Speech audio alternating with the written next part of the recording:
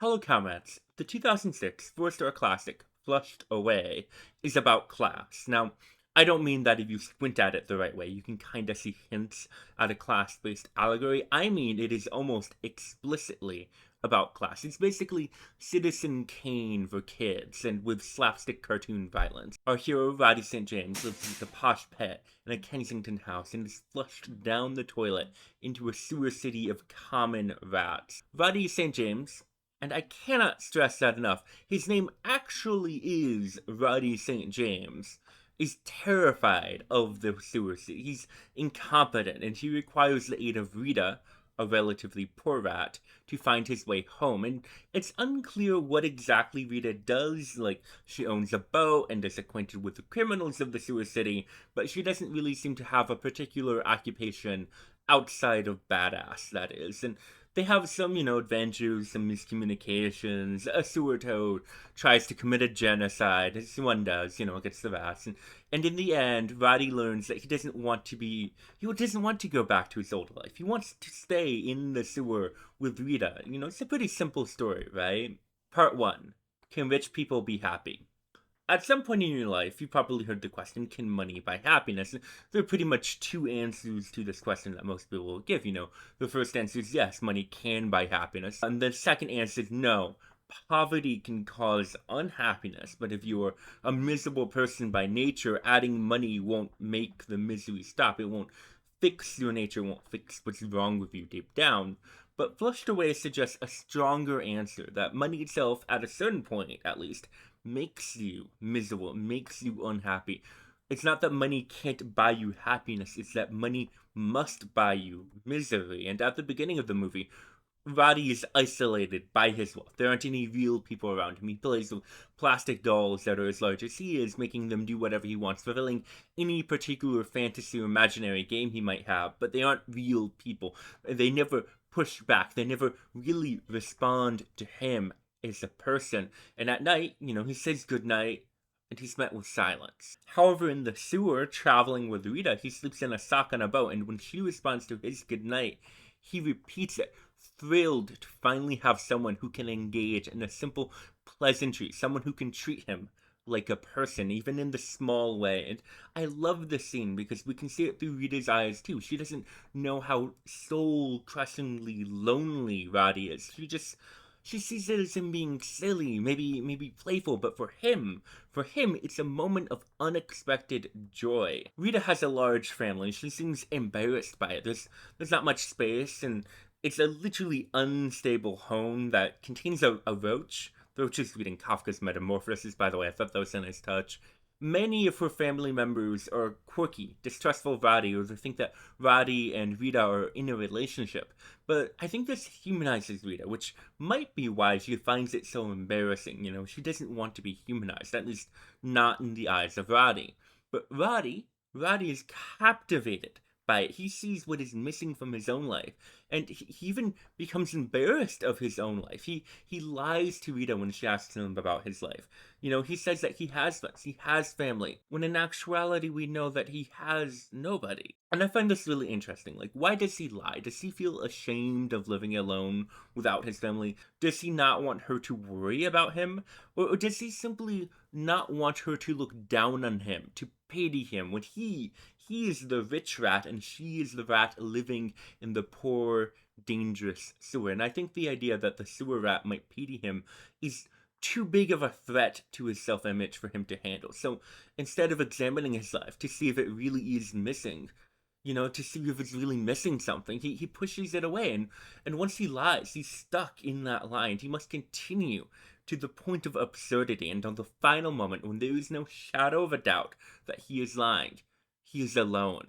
And he must face the humiliation of not only being alone, not only being pitiable to the sewer rats below him, but that he lied about it and he was caught trying to hide it. But wait a moment, how can being rich be a cause of your suffering? Like, I want to take a moment to take this video seriously, the best that I can at least. And earlier I compared Flushed Away to Citizen Kane, and I really do think they are very similar stories. Citizen Kane also tells the story of how a man, through his pursuit of wealth and power, becomes isolated and lonely and lost, and how he lost all that truly mattered in his life.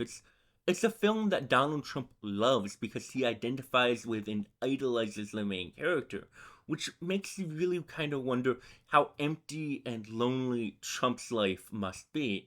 The world's richest man, the first trillionaire, Elon Musk, has no healthy relationship with his parents, no stable romantic relationship, no healthy relationship with his children. And with every decade, he seems further and further from these things. And I can't imagine that Elon Musk is a particularly happy and satisfied person. And now with the Epstein files, we can see how a great number of rich and powerful people have taken the same attitude that Roddy has, that they can do anything. And they made it into something terrible. People like Bill Gates have ruined their lives over things, or at least ruined parts of their lives over things that they either wouldn't have thought they could get away with before, if they weren't rich. Like, things they wouldn't even have considered, or perhaps even things they wouldn't have desired to do if they weren't rich. In Flushed Away, the main villain, the Toad, is a former pet of Prince Charles, who's replaced by a rat. He lost his life of luxury and fell into what's basically a genocidal rage against all rats. His life was never made better by proximity to wealth, and his relationships have never been based on anything other than wealth, or else he would have been able to maintain them. And I think there is a common cultural belief. Money is the root of all evil. There has long been an image of the out-of-touch ruling class. Marie Antoinette saying, "Let them eat cake," while the poor people starve. And this image is so powerful of the rich, out-of-touch person that we have this image of Marie Antoinette saying, "Let them eat cake," even though she never actually said that. Flushed Away, there's another rat who'd been a human pet, or a pet to a human, I should say. Not a human who was a pet. And, who's also mentioned. And all that was said of him was that it's no life for a rat, to be locked up like that, even in luxury. It's not just Roddy who experiences this, but it seems to be something that film wants to portray as intrinsic to the experience of wealth. And at the beginning of the movie, we see that Roddy's cage is a mansion. And this, of course, is kind of funny, because in a movie about rats, we are not surprised to see that a pet rat might live in a cage. It's not shocking. So they make it a mansion to add like a little bit of gusto, a little bit of characterization. It's kind of funny, to think of, oh, the rat in the rich house lives in a mansion cage. But when Rita sees it, she's shocked not because it's a mansion, but because it's a cage at all. She's shocked to see that someone might live like that. And at this point, Roddy is still trying to keep up with his lies. They say it's not a cage, it's a security system. It doesn't keep him locked in. It keeps everybody else locked out. And I love this because it almost doesn't matter if he's telling the truth, because a security system that keeps everything else out still separates you from everything. He says he can do anything he wants, and he asks why he would need anything else, why he would need family or friends. In pursuing a life of luxury, he abandons what truly makes him happy, and he almost can't even see it. Part 2. Is this liberal propaganda? Framing wealth display as something morally bad that makes you unhappy does seem kinda like cope, honestly. Like, if you believe that life is hard for poor people and that it's just not hard for rich people, or at least not as hard, and that rich people might even be responsible for the conditions that make it hard for poor people, it might be comforting to believe that rich people are somehow more miserable because of their wealth. But I don't know if this is actually true or if it is helpful. If rich and powerful people are responsible for the evils of the world, the sins of their greed cause this, but that same greed makes them miserable, there's no reason to fight against it. There's no cause for revolution. You are already better off than the richest among you, and the rich are already suffering their own karmic justice. Flushed Away seems quite different from the other Aardman movie I made a video about, Chicken Run. In Chicken Run, the subjugated chickens rise up against the humans to oppress them. I left a link to that video in case anyone wants a deeper discussion, but, in Flushed Away, they don't rise up, they don't have a revolution, there's no cause, there's no possibility.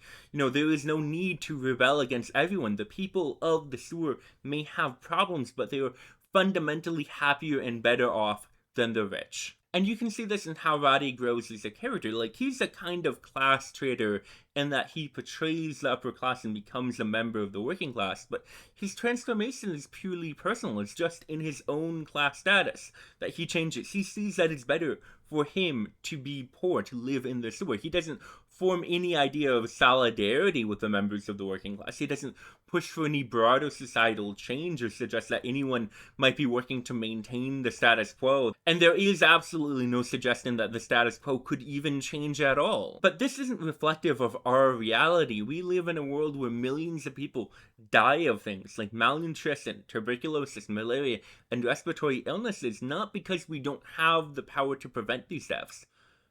We do have the power, but we decide not to use that power. We decide not to give people food for political reasons. We have this power and we decide not to wield it.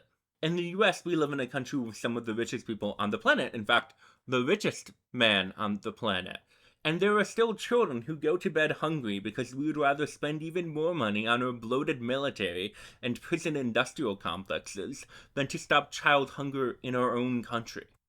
In the UK, there are literal kings and queens that are born into a life of unimaginable luxury for no conceivable reason, really, while nearly a quarter of UK children live in absolute poverty. This is a harmful and unfair distribution of resources. And, I can't look into King Charles' heart and know whether he's miserable. But I don't think it should really matter. It might be a comfort to imagine him alone and tortured by his own privilege. But this wouldn't do anything to actually fix any problem. The suffering of King Charles would not make the world a better place. The suffering of Rupert Murdoch, of Elon Musk, or Donald Trump, or Bill Gates, or Barack Obama would not make the world a better place. And I think it's counterproductive to pretend like people are better off being poor, while poor people have trouble affording basic things like quality food, healthcare, and education. And ultimately, I think this idea that being rich makes you miserable, that's an inherent aspect of wealth, is counterproductive. I think it takes away from actual considerations about how the world is and how we can and should change it. Now, I didn't look up any words while watching Flushed Away. If you enjoyed this video, you might want to watch this other video I made over here. You can click over here to talk about Finding Nemo, how it's a horror movie about ableism, or you might want to check out some of my other videos where I talked about books or something. But don't forget to drop me a like before you go, and remember, good night, good day, and good potato.